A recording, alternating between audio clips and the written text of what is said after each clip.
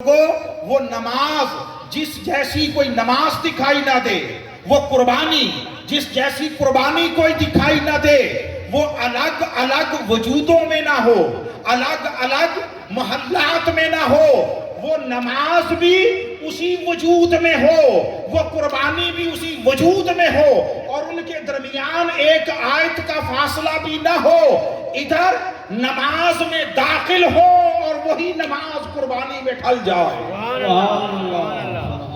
ان کے درمیان فرق دکھائی نہ دے، جدائی دکھائی نہ دے، عمل دونوں جدا جدا ہیں مگر نماز اور قربانی اس طرح آپس میں ملے ہوئے ہوں کہ ان کے درمیان ایک آیت کا بھی فاصلہ دکھائی نہ دے، ایک سانس کا فاصلہ دکھائی نہ دے۔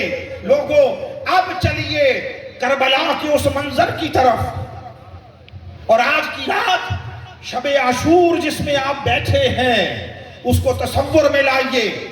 حضرت سید الشہداء سیدنا امام حسین رضی اللہ تعالی عنہ مصطفیٰ کے دین کی پاسداری کے لیے، مصطفیٰ کے دین کی حفاظت کے لیے، اپنے نانا کی وراثت کو بچانے کے لیے مدینہ چھوڑ کر آئے ہیں، مکہ چھوڑ کر آئے ہیں۔ کربلا کی دھرتی پر کسی نے مجھ سے پوچھا ایک مرتبہ کہ جس وقت یزید تخت نشین ہوا اور دین کا چہرہ مسخ کرنے لگا تو اس وقت کیا حسین کے سوا اور مسلمان اور کلمہ گو نہ تھے؟ میں نے کہا تھے، بہت سارے تھے۔ تو اس نے پوچھا پھر یہ صرف حسین اکیلے کیوں گئے؟ آپ سمجھ رہے ہیں فرق، سوال کی نوعیت کو؟ پھر خالی فقط حسین کیوں گئے اور کوئی کیوں نہ گیا؟ سوال کے اندر پائی جانے والی شدت کو سمجھیے۔ میں نے مسکرا کر کہا، میں نے کہا بھئی بات سنیں، آپ کے باپ دادا کی کوئی وراثت ہو جس کے آپ وارث ہوں، اس کو جا کر کوئی تباہ و برباد کرے یا قبضہ کرنے لگے یا خراب کرنے لگے تو اس کو بچانے کے لیے کون جائے گا؟ آپ جائیں گے یا کوئی اور جائے گا؟ کوئی اور۔ اس نے کہا میں جاؤں گا۔ تو میں نے کہا اتنی سی بات سمجھ نہیں آتی؟ ارے حسین دین مصطفیٰ کے وارث تھے، دین حسین کی وراثت تھی، حسین نہ جاتا تو کون جاتا؟ حسین وارث تھے۔ یہاں تو آج ہر مسجد کا ملا مولوی دین کا مالک بنا بیٹھا ہے، دین کا مالک بنا بیٹھا ہے، اور وہ سمجھتا ہے چونکہ ممبر پر بیٹھنا، کرسی پر بیٹھنا نصیب ہو گیا ہے تو اب میری اتھارٹی ہو گئی، جس کو چاہوں رکھوں، جس کو چاہوں نکال دوں۔ دین کسی کی نہ ملکیت ہے نہ وراثت ہے، کوئی دین کا مالک و وارث نہیں، دین کے مالک فقط خدا اور مصطفیٰ، بس مالک فقط خدا اور مصطفیٰ ہیں۔ پوری بات سن لیں، مالک خدا اور مصطفیٰ، خدا اور مصطفیٰ دین کے مالک ہیں، اہل بیت دین کے وارث ہیں، اہل بیت اطہار دین کے وارث ہیں، صحابہ دین کے دائی ہیں، دین کے مبلغ ہیں، جنہیں کہا بلغوا انی ولو آیا۔ صحابہ دین کے دائی اور دین کے مبلغ ہیں، اور اس کے بعد قیامت تک سارے آنے والے دین کے نوکر ہیں۔ ہم سب دین کے نوکر ہیں۔ اگر کسی کو کرسی پر بٹھا دیا ہے تو یہ بات ذہنوں سے نکال اور خناس ذہنوں میں نہیں آنا چاہیے۔ مالک کبھی ازرہ شفقت اپنے سامنے کرسی پر بھی برابر بٹھا لیں، جن کی طبیعتوں میں حیا اور وفا ہوتی ہے، وہ مد نظر رکھتے ہیں کہ مالک مالک ہے، نوکر نوکر ہے۔ کرسی پر بیٹھ جانے سے کوئی مالک نہیں بن جاتا، نوکر نوکر رہتا ہے۔ تو حسین وارث تھے، حسین نہ جاتے تو کون جاتا؟ حسین کی ذمہ داری تھی۔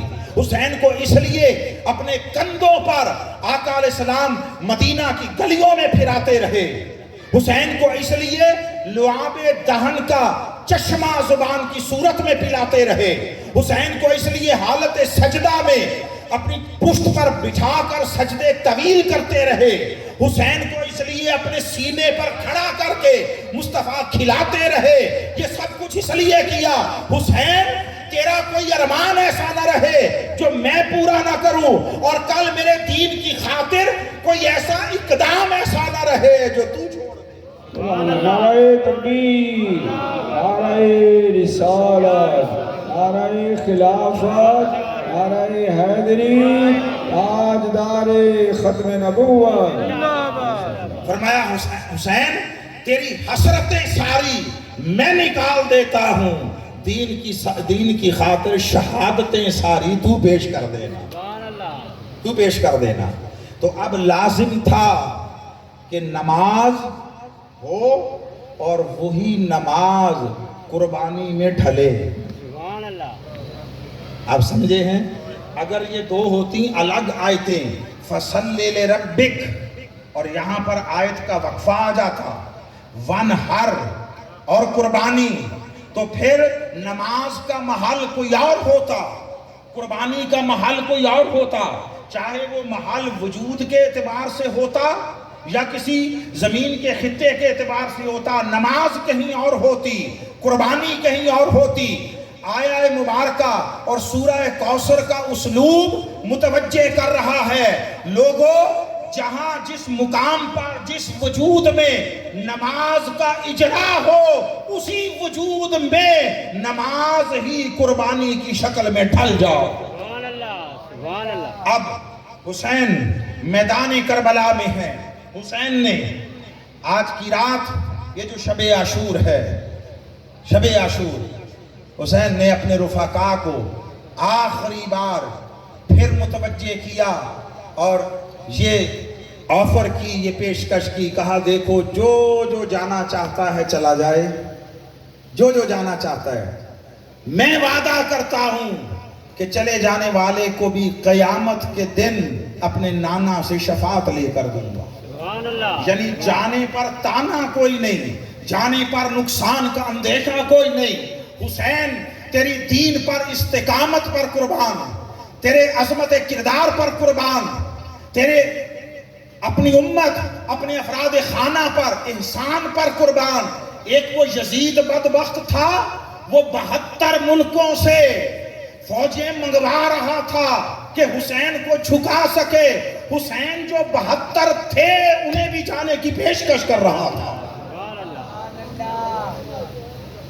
وہ اتنا بزدل تھا کہ درجنوں ممالک کی فوجیں منگوا کر بھی حسین سے خوف زدہ تھا، اور حسین اتنا نڈر تھا، اتنا شجاع تھا، اتنا بہادر تھا کہ وہ جو تھے 72 انہیں بھی جانے کا کہہ رہا تھا۔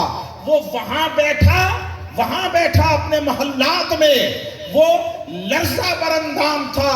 حسین ہزارہا یزیدی لشکر کے سامنے میدان میں اپنے کپڑے کے خیموں میں بیٹھا بھی شجاعت کی علامت تھا۔ حسین اور یہ واقعہ کربلا یہ اتفاقی واقعہ نہیں ہے، یہ تاریخی حادثہ نہیں ہے، یہ کسی اچانک پیش آمدہ صورتحال کا نتیجہ نہیں ہے۔ یہ بات سمجھیے، اس کے پیچھے اللہ کی الوہی حکمتیں کار فرما ہے۔ سونیا، میں نے تیری نسل قائم رکھنے کے لیے ایسا اہتمام کیا ہے جو اول و آخر میں کہیں نظر نہیں آئے گا۔ میرے دین کو بچانے کے لیے تو نے بھی کچھ ایسا کرنا ہے کہ اس کی بھی کوئی نظیر اور مثال دکھائی نہ دے، اس کی بھی کوئی مثال نہ دے، کیونکہ حضور کے وجود پر شہادت ہونا نہیں تھی۔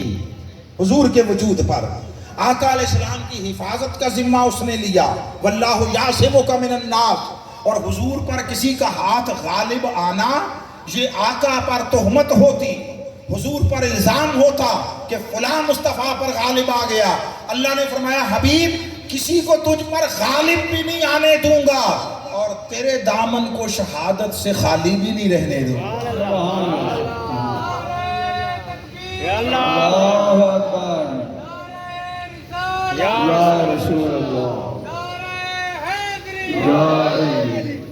پھر ایک بات کہی جاتی ہے، ہمارا مزاج نہیں ہے، ہم تردید و تکذیب نہیں کرتے، تغلیط نہیں کرتے، اپنا اپنا نقطۂ نظر ہوتا ہے کہ 9 محرم کو یزیدیوں نے وہ جنگ کے نعرے بجانا شروع کر دیے، اور سیدنا امام حسین نے پوچھا کیا ہوا؟ انہوں نے کہا وہ جنگ کی تیاری کر رہے ہیں۔ کہا ان سے کہو ایک دن ٹھہر جائیں، ایک دن ٹھہر جائیں، ہمیں ایک دن کی مہلت دے دیں۔ اور سبب اس کا یہ بیان کیا جاتا ہے کہ میں آج کی رات اللہ کے حضور سجدہ ریزی میں، تسبیح میں اور حمد و ثنا میں گزاروں۔ میں نے عرض کیا ہم تردید نہیں کیا کرتے، میرا ذوق اور میرا مزاج اس بات کو قبول اور ہضم کرنے کو تیار نہیں ہے۔ حسین تو جب سے پیدا، حسین کا تو اپنا وجود حمد و صدائے الہی کی مجسم صورت تھا۔ حسین کا وجود عبادتوں کا سرچشمہ تھا۔ حسین تو جہاں قدم رکھتا وہاں سے عبادتوں کے اور معرفتوں کے چشمے پھوٹتے۔ حسین کی زندگی کا لمحہ لمحہ اور یہ 56.5 برس کی عمر مبارک کا ہر لمحہ اللہ کی حمد و ثنا، اس کی عبودیت اور اس کی عبادت و تسبیح میں گزرا تھا۔ حسین کو ایک رات اور بیٹھ کر تسبیح کرنا تھا، اس کے لیے مہلت مانگی جا رہی تھی؟ نہیں، میرا ذہن کسی اور طرف جاتا ہے۔ اگلے دن کا واقعہ بتاتا ہے، حسین نے اللہ کی بارگاہ میں عرض کیا ہوگا، یہ وجدان کی بات ہے، اس پر کوئی وہ دلائل یا روایات نہیں ہوتی، ذوق کی بات ہوتی ہے، جس کو پسند آئے بھلی لگے رکھ لے، جس کو نہ بھلی لگے چھوڑ دے، نہ ماننے والے کے ایمان پر کوئی فرق نہیں پڑے گا، ذوق کی بات ہے۔ مجھے ایسا لگتا ہے کہ یہ جو ایک رات آپ نے کہا ٹھہر جاؤ، مہلت نہیں مانگی، مہلت دی تھی۔ سبحان اللہ۔ حسین نے یزیدیوں سے مہلت مانگی نہیں تھی، انہیں مہلت دی تھی کہ آج کی رات شاید سنبھل جائیں اور میرے قتل اور شہادت سے باز آ جائیں، اور شاید ان کی عاقبت بچ جائے، ان کی عاقبت بچ جائے، ان کا ایمان بچ جائے۔ اس لیے کہ حسین کا قتل فقط قتل مومن نہ تھا، حسین کا قتل قتل دین تھا، قتل دین تھا۔ اس لیے حسین آخری لمحے تک ان کو یہ کہتے رہے ابھی بھی باز آ جاؤ، ابھی بھی واپس پلٹ جاؤ، اور تم بھی اگر واپس پلٹ جاؤ تو میں تمہارے لیے بھی کسی اچھی بات کی بشارت دے سکتا ہوں۔ مگر وہ جو اس رات انہوں نے کہا انتظار کرو، تو وہ میرے گمان میں اس کی وجہ یہ تھی کہ حسین کے لشکر میں ہر مثال تھی، ہر مثال بچے کی تھی، جوان کی تھی، لڑکپن والے کی تھی، بزرگ کی تھی، پختہ عمر والوں کی تھی، بیٹوں کی تھی، بھائیوں کی تھی، بھتیجوں کی تھی، بھانجوں کی تھی، اپنی ذات کی تھی، اور حسین یہ سارا کچھ لے کر کھڑے تھے۔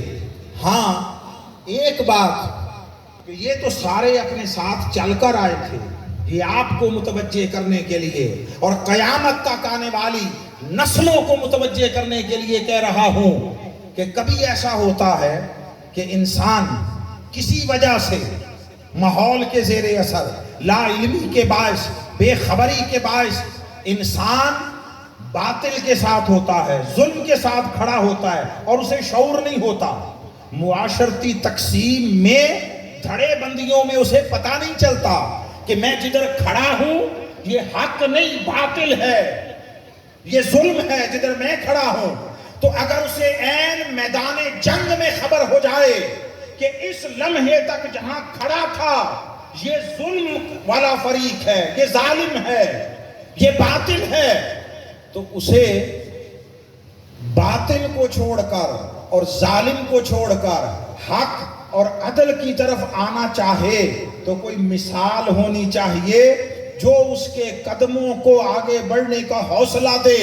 تو اللہ کی بارگاہ میں عرض کیا ہوگا مولا کوئی ایسی مثال بھی ہو عین میدان جنگ میں جب ظاہری نتائج سامنے دکھائی دیتے ہو کہ حق کی طرف جانے میں باطل کو چھوڑ کر سوائے انجام شہادت کے اور کوئی نتیجہ نہیں، پھر بھی کوئی ایسی مثال ہو جسے دیکھ کر شعور آ جانے کے بعد ظلم اور باطل کا کیمپ چھوڑ کر حق کی طرف آنے کا حوصلہ ملے، اس کے لیے کوئی مثال قائم ہو تو رب ذوالجلال نے حسین کی اس قربانی اور اس داستان کو مکمل کرنے کے لیے اللہ نے حر کی مثال عطا کی۔ سبحان اللہ، سبحان اللہ۔ حر کی مثال شروع سے اپنے اپنے دھڑے میں ہونا اور بات ہے، اپنے اپنے دھڑے میں ہونا، پتا چل گیا، حق واضح ہو گیا، جدھر میں ہوں اس لمحے تک یہ درست سائیڈ نہیں ہے، یہ ظلم کی سائیڈ ہے، یہ باطل کی سائیڈ ہے، یہ ناحق کی سائیڈ ہے، تو پھر ایک لمحے کے لیے بھی تردد کیے بغیر، اپنی جان کی پرواہ کیے بغیر کفر اور ظلم کا ساتھ چھوڑ کر حق کی طرف آ جاؤ، یہ سنت حر قائم کی ہے، اور اس کے ذریعے حسین کی داستان شجاعت کو اللہ نے مکمل کیا۔ سبحان اس لیے کسی نے کہا، شاید فیض احمد فیض، انہوں نے کہا کہ گر کھیلنا چاہو عشق کی بازی، جو چاہو لگا دو ڈر کیسا، سبحان اللہ۔ گر جیت گئے تو کیا کہنے، ہارے بھی تو بازی مات نہیں۔ اور پھر بڑی اہم بات کہی، وہ کہا جس دھج سے کوئی مقتل کو گیا، یہ حر سے پوچھو کتنا حوصلہ چاہیے، کتنا حوصلہ چاہیے لشکر یزید کو این میدان جنگ میں چھوڑ کر قافلہ حسین میں آنے کے لیے کتنا حوصلہ چاہیے۔ جس دھج سے کوئی مقتل کو گیا وہ شان سلامت رہتی ہے، یہ جان تو آنی جانی ہے، اس جان کی کوئی بات نہیں۔ مولا علی شیر خدا سے منسوب ایک قول ہے، آپ فرماتے ہیں کہ قبرستان بھرے پڑے ہیں ان لوگوں سے جو صرف اس لیے حق کی خاطر نہیں اٹھتے تھے کہ کہیں مر نہ جائیں۔ نہیں سمجھ آئی؟ قبرستان بھرے پڑے ہیں ان لوگوں سے جو اس لیے حق کی خاطر اور حق کا ساتھ دینے کے لیے نہ اٹھتے تھے کہ کہیں مر نہ جائیں۔ آج کہیں نام و نشان نہیں ہے، مرنا سب نے ہوتا ہے، دیکھا یہ جاتا ہے کون کس طرز پر مرا، کون کس نہج میں مرا ہے۔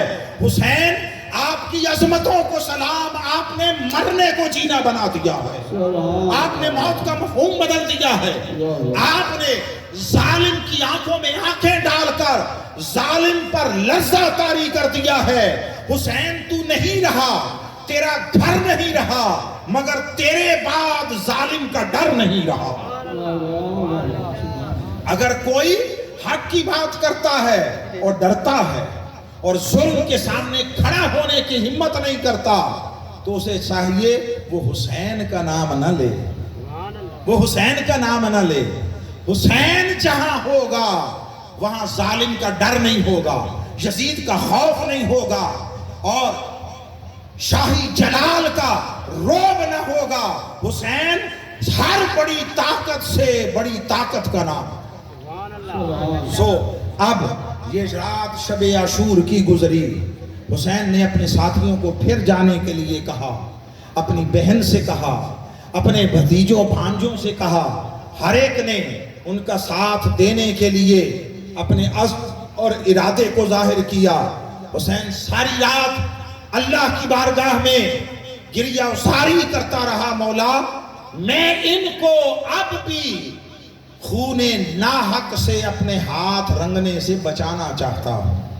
اب بھی حسین اپنے لیے نہیں اللہ کی بارگاہ میں رو رہے تھے، حسین پھر بھی انسانیت کی بقا کے لیے اللہ کی بارگاہ میں التجا کر رہے تھے۔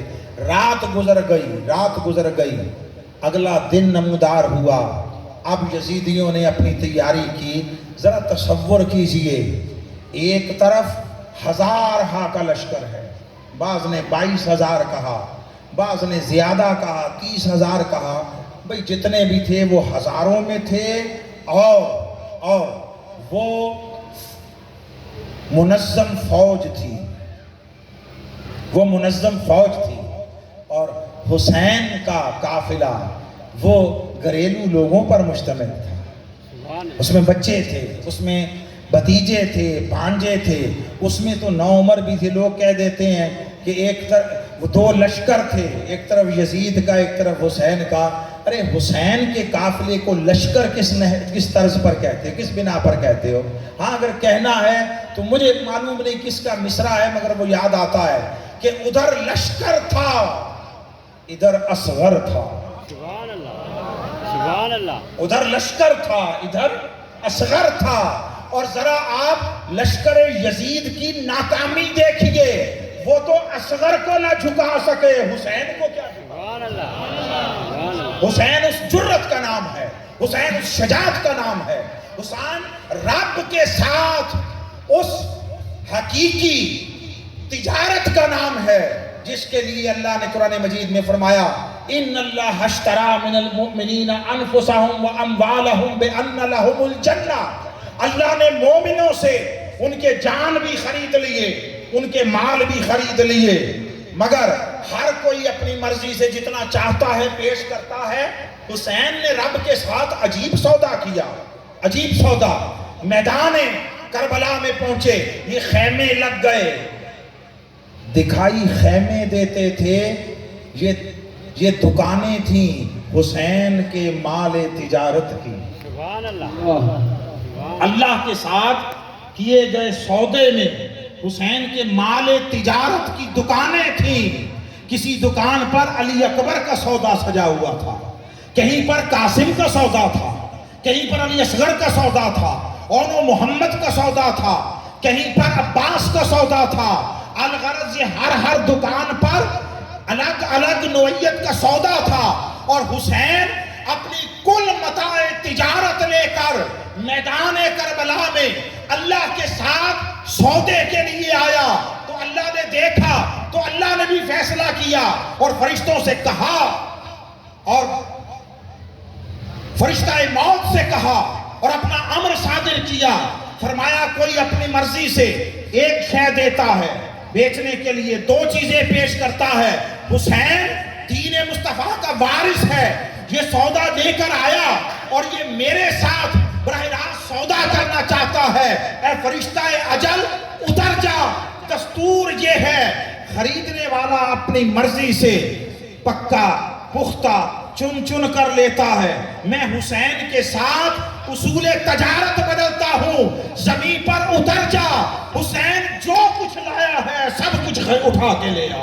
अल्लाह ने हुसैन के साथ सजदा किया, फरमाया हुसैन तेरा सब कुछ लेता हूँ और तुझे भी लेता हूँ। सिर्फ सौदा और तिजारत का सामान नहीं लेता, मैं सौदागर को भी लेता हूँ।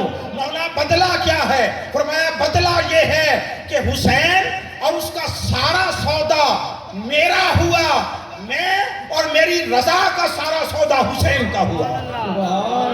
नारे तकबीर, नारे रिसालत, नारे खिलाफत, नारे हैदरी, ताजदारे खत्म नबूवत। हुसैन जो कुछ लाया, अरे लोगों करबला के दिन हुसैन का सब कुछ खुदा का हुआ और खुदा ने अपनी रजा का सारा सौदा हुसैन की झोली में डाला। इसलिए अब उस तफसीर में तो नहीं जाऊंगा, सिर्फ माना बयान करता हूं। उसने फरमाया या अय्युहल्लज़ीना आमनू इस्ताईनू बिस्सब्र वस्सलाह, ऐ ईमान वालो सब्र और नमाज से मदद मांगा करो। दो चीजों का हुक्म दिया, मगर जब सिला बयान किया तो फरमाया इन्नल्लाह मा साबिरीन, अल्लाह सब्र करने वालों के साथ है। नमाज का और नमाजियों का तज़किरा न किया, चीजें हुक्म दो दिए काम करने के, नमाज पढ़ो, सब्र करो और नमाज पढ़ो, हुक्म दो दिए। सिला एक का बयान किया, अल्लाह सब्र करने वालों के साथ है। नमाज का और नमाजियों का तज़किरा न किया, इस अमर की तरफ मुतवज्जे किया। लोगों हर सब्र करने वाला नमाजी होगा, जरूरी नहीं कि हर नमाजी सब्र करने वाला भी हो। और करबला के दिन कुछ चीजें दोनों तरफ थी, अजानें दोनों तरफ थी, नमाजें दोनों तरफ थी, तिलावत दोनों तरफ थी, बाकी जिक्र अस्कार दोनों तरफ थे। इसमें इम्तियाज मुमकिन न था, मगर کائنات انسانی میں کوئی ایک شخص نہیں ملے گا جو کہے جس طرح نمازیں اذانیں دونوں طرف تھی صبر بھی دونوں طرف تھا. ہر کوئی اس پر متفق ہے صبر صرف حسین کے پاس تھا. وہ فرماتا ہے ان اللہ مع صابرین، اللہ صبر کرنے والوں کے ساتھ. یعنی لوگوں کربلا کے دن بھی خدا حسین کے ساتھ تھا، آج بھی حسین کے ساتھ ہے، قیامت کو بھی حسین کے ساتھ ہے. سبحان اللہ، سبحان اللہ،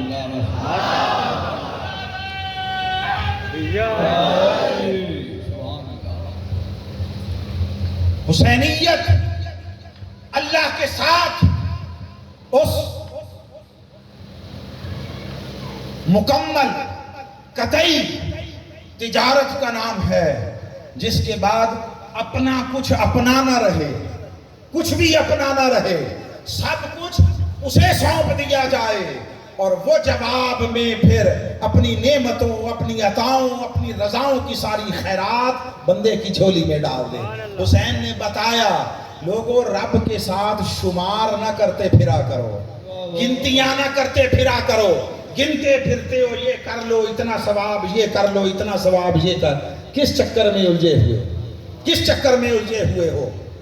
تسبیح کے دانوں سے ابس کام لیا، یوں مفت کا زاہدوں نے الزام لیا. تیرا نام تو وہ تھا جو بے گنتی لیتے، کیا لطف جو گن گن کے تیرا نام لیا. حسین نے متوجہ کیا لوگوں خدا کے ساتھ گنتیاں چھوڑو، تم سب کچھ اسے دے دو، وہ سب کچھ تمہارا کر دے گا. اس لیے اور آخری آیت حسین نے، میں اس پر بات کا اس منظر کو مکمل کر لوں. حسین نے اپنے سارے رفقا بھیجے. حسین کا حوصلہ دیکھیے، ایک ایک کو زندہ بھیجتے تھے، میت اٹھا کے لاتے تھے. لوگوں تمہارے بوڑھے ماں باپ، تمہارے گھر والے، بعض افراد سالوں بیمار رہیں پھر فوت ہوں، تب بھی تمہارا دل دکھ سے پھٹتا ہے، تب بھی دل دکھ سے پھٹتا ہے. حسین کا حوصلہ دیکھیے، ابھی زندہ بھیجتے تھے، ابھی میت اٹھا کے لاتے تھے.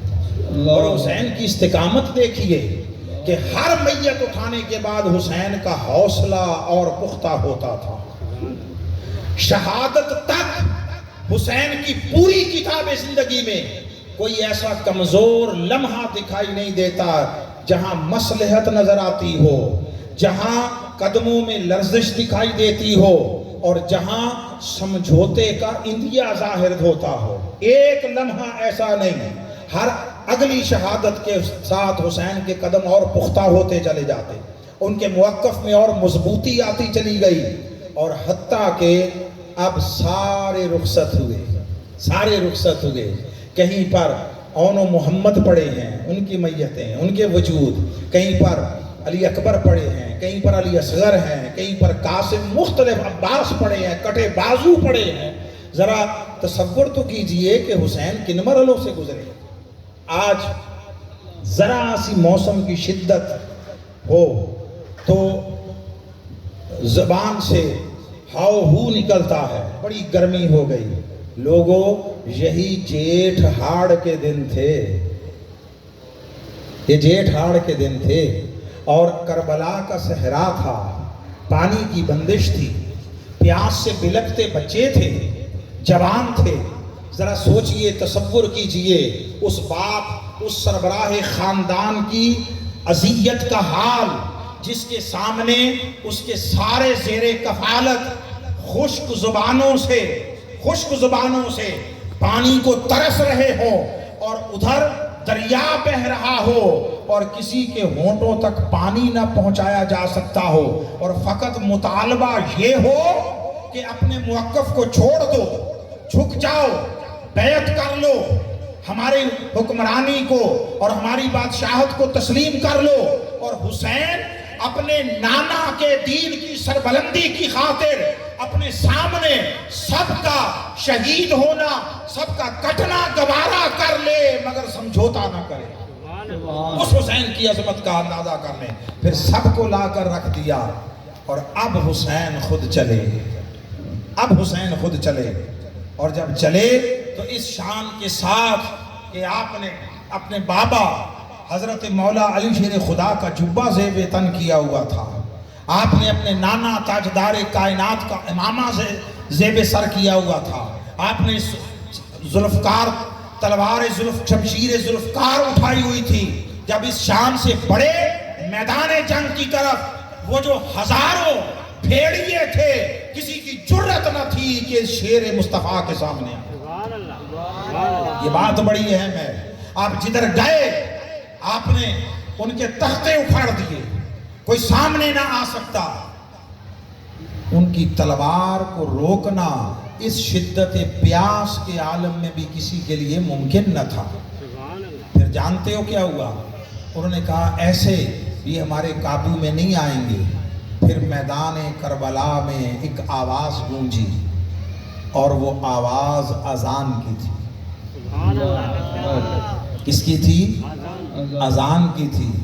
آئی لشکر یزید سے تھی، آئی لشکر یزید سے تھی، مگر آواز جس اذان کی تھی وہ اذان حسین کے نانا کے دین کی آواز تھی۔ حسین کے نانا کے دین، یہ اسی دین کو تو بچانے آئے تھے، اس کے تقدس کو پامال ہونے سے بچانے آئے تھے، اس کی حرمت کو قائم رکھنے کے لیے آئے تھے۔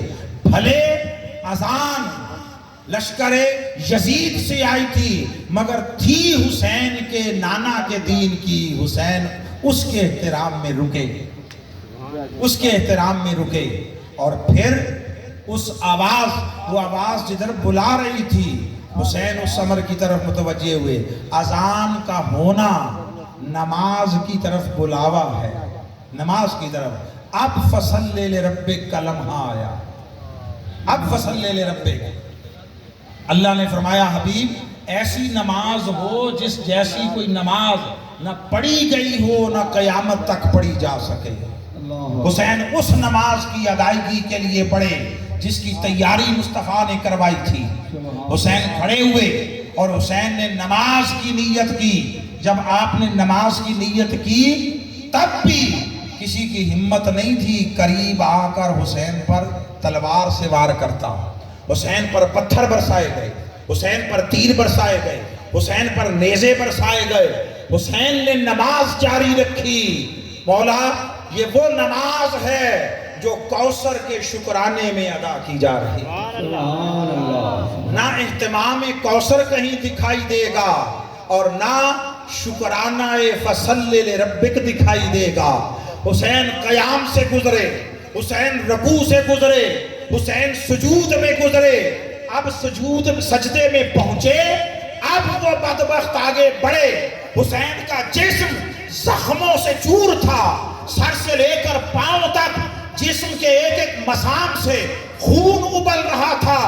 لوگ ان بحثوں میں ہے کہ خون نکلا تو وضو رہا یا نہ رہا۔ ارے تمہیں خبر نہیں، تمہیں خبر نہیں، تم ان فقہی مسائل کو کوٹ کرتے پھرتے ہو۔ حسین کا خون وہ تھا جو کائنات کی طہارت کے لیے تھا، جو طہارت ایمان کے لیے تھا، جو طہارت دین کے لیے تھا۔ خون حسین وہ ہے جس نے دین مصطفیٰ کو ابد الاباد تک طہارت اور پاکیزگی عطا کی۔ سبحان اللہ، سبحان اللہ۔ طہارتوں پر بحث کرتے ہو، تم حسین کے وضو پر کلام کرتے ہو، تمہیں خبر نہیں ہے حسین کا مقام کیا ہے۔ حسین خود دین تھا، حسین خود دین پناہ تھا۔ خواجہ معین الدین فرماتے زندہ باد، زندہ باد، زندہ باد، مردہ باد، مردہ باد۔ اب جب زخموں سے چور حسین سجدے میں گئے، اب آگے بڑھے اور انہوں نے پے در پے وار کرتے ہوئے اب ون ہر کا لمحہ آیا۔ قیام سے فصلے شروع ہوا تھا اور تھا لربک، تھا لربک، اپنے رب کے لیے، کسی دنیاوی جاہ و منصب کے لیے نہ تھا، کسی مال و دولت کے لیے نہ تھا، کسی شہرت و ناموری کے لیے نہ تھا، کسی طلب نفس میں نہ تھا۔ یہ جو کچھ تھا یہ اللہ کے لیے تھا، خدا کے لیے تھا، اور ربک درمیان میں ہے۔ علماء ان لطائف کو سمجھتے ہیں، فصلے پہلے ہے، ونہر بعد میں ہے، لربک درمیان میں ہے۔ یہ فصلے، یہ صلاۃ اور یہ نہر لربکا کی ڈوری سے بندھے ہوئے ہیں، اور یہ ساری ڈوری وجود حسین کا نام ہے۔ اب جب سجدے میں پہنچے، رکھا، اب انہوں نے وہ جو مسلسل حملے کرتے آ رہے تھے، اب ونہر کا وقت آیا تو حسین سجدے میں تھا جب حسین کے سر انور کو تن سے جدا کیا گیا۔ وہ وَفَصَلِّ لِرَبِّكَ ونہر کی قربانی میں ڈھلا۔ لوگو تم کن نمازوں کی بات کرتے ہو؟ کن نمازوں کی بات کرتے ہو؟ بہت خشوع و خضوع سے پڑھ لو تو کوئی 10 منٹ پڑھے گا، کوئی 20 منٹ پڑھے گا، کوئی بہت کرے گا، 2 گھنٹے نماز میں رہے گا۔ حسین آپ کی عظمتوں کو سلام، آپ نے حرمت نماز کو بچایا، آپ نے حرمت دین کو بچایا۔ ارے تمہاری نمازیں منٹوں، آدھ گھنٹے میں پوری ہوگی۔ حسین تیری عظمت کو سلام۔ حسین نے نماز شروع کی، آج 14 صدیاں بیت گئی، حسین کل بھی نماز میں تھا، حسین آج بھی نماز میں تھا۔ زندہ باد، زندہ باد، تاجداری ختم نبوت، زندہ باد۔ حسین 14 صدیاں بیت گئی، نماز میں ہے۔ صبح قیامت آ جائے گی، حسین نماز میں ہوگا۔ تم لوگ قبروں سے اٹھو گے، حسین سجدے سے اٹھے گا۔ حسین سجدے سے اٹھے گا۔ حسین جیسا سجدہ کون کرے گا؟ حسین نے اپنی والدہ سیدہ کائنات، حسین نے اپنے بابا مولا علی شیر خدا، اور حسین نے اپنے نانا تاجدار کائنات پر اللہ کے اس فضل عظیم کے اعلیٰ مظاہرے کا یوں شکرانہ ادا کیا کہ رب کو بھی فخر ہوتا ہوگا، حسین میرا بندہ ہے، حسین میرا بندہ ہے۔ سو اب وہی نماز قربانی میں ڈھلی ہے، ونہر۔ حسین حالت نماز و قربانی میں تھا، حسین حالت نماز و قربانی میں ہے، اور حسین قیامت کے دن حالت نماز و قربانی سے اٹھایا جائے گا۔ سبحان اللہ۔ اور حسین کی ماں، حسین کی ماں اس کائنات اور مخلوقات میں وہ واحد ذات و شخصیت ہے کہ قیامت کے دن جب اس کا غضب و جلال اپنے جوبن پر ہوگا اور ہر کوئی اس کی بارگاہ میں اپنی بخشش کے لیے سر جھکائے ہوئے ہوگا، ہر کوئی اس سے رحمت کا طلبگار ہوگا، ہر کوئی اس سے بخشش و مغفرت کا طلبگار ہوگا۔ لوگوں، اولین و آخرین میں ایک ذات جو بارگاہ خداوندی میں قیامت کے دن جس دن اس کا غضب عروج پر ہوگا، وہ رب سے عدل مانگے گی، وہ حسین کی والدہ سیدہ کائنات ہوگی۔ میری بہنیں، بیٹیاں، بیبیاں، خواتین، آپ اس بات کو سمجھیے، حسین کی عظمتیں ناقابل بیان ہیں، مگر حسین کی یہ عظمتیں حسین کی والدہ سیدہ کائنات کی تربیتوں کا نتیجہ۔ آپ کی گود میں حسین کے جانشین ہیں، آپ کی گود میں حسین کے وارث ہیں، بس ان کو اس راہ پر ڈالنا، اس راہ پر چلانا اور اسوہ شبیری کا حامل بنانا، یہ ماؤں کا کام ہے، یہ خواتین کا کام ہے۔ اب یہ قربانی مکمل ہو گئی۔ اب آ گئی آخری آیت، پوری کی پوری سورہ کربلا ہے نا۔ سبحان اللہ۔ اللہ رب العزت نے فرمایا ان شانئک ھو الابتر، آپ کا دشمن بھی نام و نشان ہوگا۔ بے شک۔ انہوں نے مصطفیٰ کو طعنہ دیا تھا، اس کا جواب بھی ہے، اس کا جواب تو نسل و اولاد فاطمہ کے ذریعے دیا۔ اب آئے وہ حسین کے سامنے، اب اس کا مخاطب حسین ہے۔ حسین میرے دین کی خاطر سب کچھ لٹا دیا اور سب کچھ قربان کر دیا اور گھر کا گھر فدا کر دیا۔ اگر آپ کی غیرت اطاعت کا وہ تقاضا تھا کہ سب کچھ لٹا کر میرے دین کو بچا لے، تو میری غیرت محبت کا بھی کوئی تقاضا ہے، بس میں قیامت تک نہ تیرے نام کو مٹنے دوں گا نہ تیرے ذکر کو مٹنے دوں گا۔ رہے تیرے دشمن، دیکھنا کیسے بے نام و نشاں کرتا۔ وہ جو دشمن حسین تھا، وہ ان کا سرغنہ، ان کا سربراہ یزیدی تھا نا، یزیدی۔ اب سنیے، میں تو کیلکولیشن کا بندہ ہوں، ڈیٹا بیسڈ بات کرنے والا ہوں، میں تو سٹیٹ میتھ اکنامکس کا سٹوڈنٹ تھا۔ یہ تو اتفاقیہ اللہ رب العزت نے مجھ پر احسان کیا کہ ادھر آ گیا۔ میں تو گریجویشن تک اکنامکس پڑھتا رہا، میرا تو جاب وہ تھا، کرنٹ افیئرس تھا۔ میں تو 2 + 2 4 کی طرح بات کرنے کا عادی ہوں۔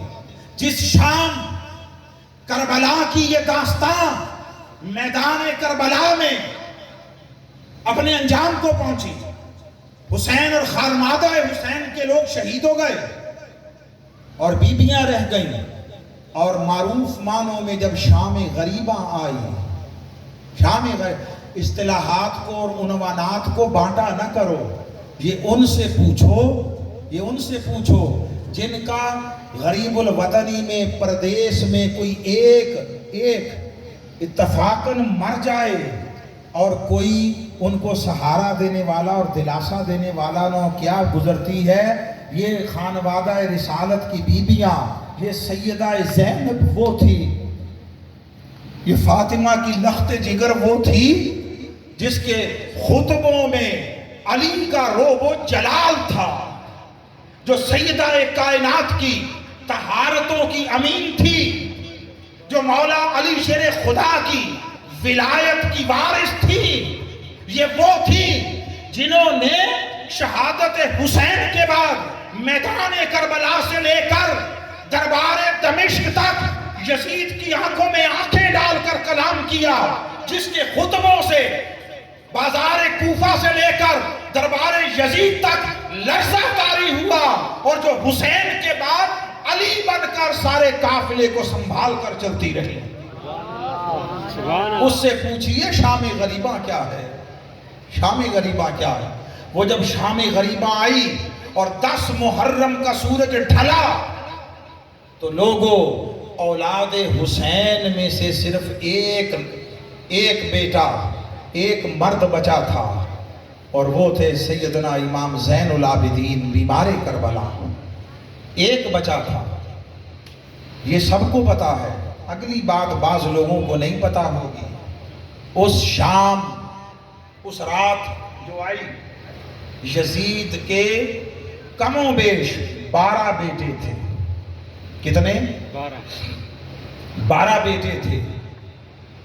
طبعی قوانین فطرت کیا کہتے ہیں، حالات، واقعات، تاریخ انسانی کے کیا بتاتے ہیں، کس کی نسل زیادہ پھیلنی چاہیے تھی، جس کا ایک تھا یا جس کے 12 تھے؟ جو عمومی قوانین فطرت جو کچھ معاشرے میں ہوتا دکھائی دیتا ہے، اس کے مطابق بولیے کس کی نسل زیادہ پھیلنی چاہیے تھی، ایک والے کی یا 12 والوں کی؟ 12 والوں کی۔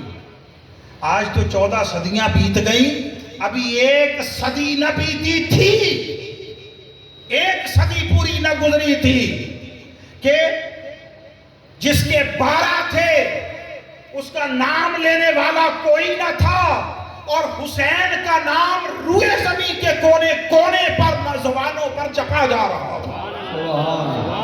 اور آج جب 14 صدیاں بیت گئیں تو دنیا کے کسی کونے میں کوئی ایک فرد دکھائی نہیں دیتا جو یہ کہے کہ میں اولاد و نسل یزید میں سے،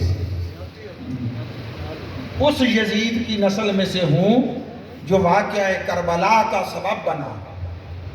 ایک فرد نہیں جو یہ ہوں گے، کوئی ہوں گے نہیں۔ میں مانوی اولاد کی نہیں بات کر رہا، میں سلبی اولاد کی بات کر رہا ہوں جی۔ جو مانوی ہے، جو فکری ہوتی ہے، ان کا کیا کہنا؟ ان بیچاروں سے زیادہ وہ قابل رحم کون ہیں؟ جو اس کی اولاد میں سے نہیں ہیں پھر بھی اس کی اولاد میں سے بنتے ہیں، پھر بھی اس کا دفاع کرتے ہیں، ان بیچاروں، ان سے زیادہ قابل ترس کون ہوگا؟ ان سے زیادہ کون قابل ترس ہوگا؟ ان کا کیا کہنا، ان کا کیا ذکر کرنا؟ ان بیچاروں کی آخرت کا تو کیا، ان کی تو دنیا بھی برباد ہے، وہ تو یہیں پر ذلیل ہو رہے ہیں، یہیں پر ذلیل ہو رہے ہیں۔ میں ان کی بات نہیں کر رہا، میں بات کر رہا ہوں یزید کی حقیقی اولاد کی، صلبی اولاد کی، صلبی اولاد کی۔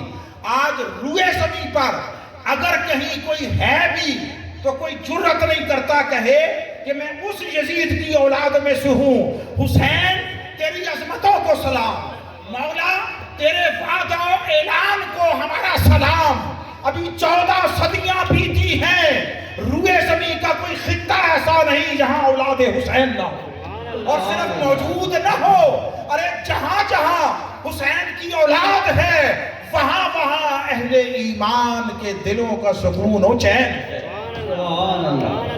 وہاں وہاں عزتوں کی علامت ہے، ان کے حضور عقیدتوں محبتوں کے سلام ہیں، وہ ان کی دلوں پر حکومت ہے، دلوں پر حکومت ہے۔